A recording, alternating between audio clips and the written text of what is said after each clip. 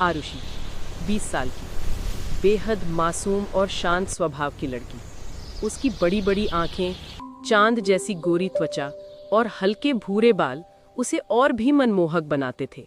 वह हर सुबह जंगल से फूल तोड़कर अपने घर लौटती थी। एक शाम सूरज ढल रहा था और जंगल में लाल धुंध उठ रही थी। आरुषि को लगा कि आज जंगल कुछ अलग है। पंछियों की चहचहाहट गायब, पत्तों की सरसराहट भी डरावनी। अचानक उसे हवा में एक धीमी सी आवाज सुनाई दी, आरू, शी, इधर आओ।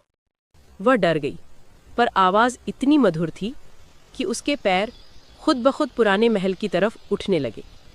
महल जो 100 साल से वीरान था, टूटी दीवारें, जाले से भरे दरवाजे और एक अजीब काली खामोशी। जैसे ही वह करीब पहुंची, दरवाज़ा खुद ब खुद करकर की आवाज़ के साथ खुल गया।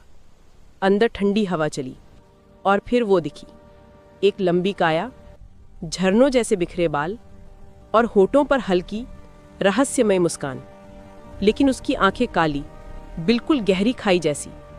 वह चुड़ैल थी, पर हैरानी की बात, वह डरावनी नहीं लग रही थी, बल्कि दर्द, अकेलापन और खूबसूरती का अजीब मिश्रण उसके चेहरे पर था। तुम आई आखिरकार, उसकी आवाज हल्की हवा की तरह बहती हुई। आरुषि कांपते हुए बोली, तुम मुझसे क्या चाहती हो?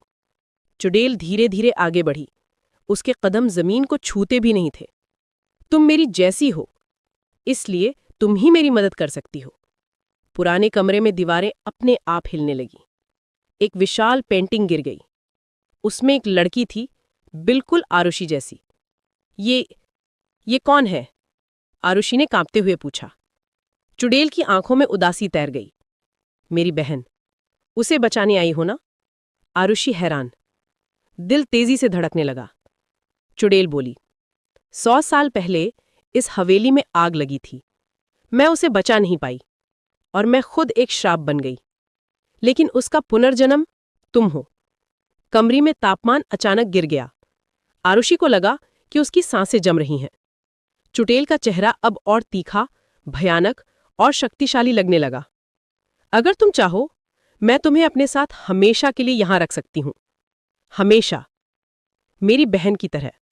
आरुषि ने महसूस किया कि अदृश्य शक्तियां उसे पकड़ रही हैं।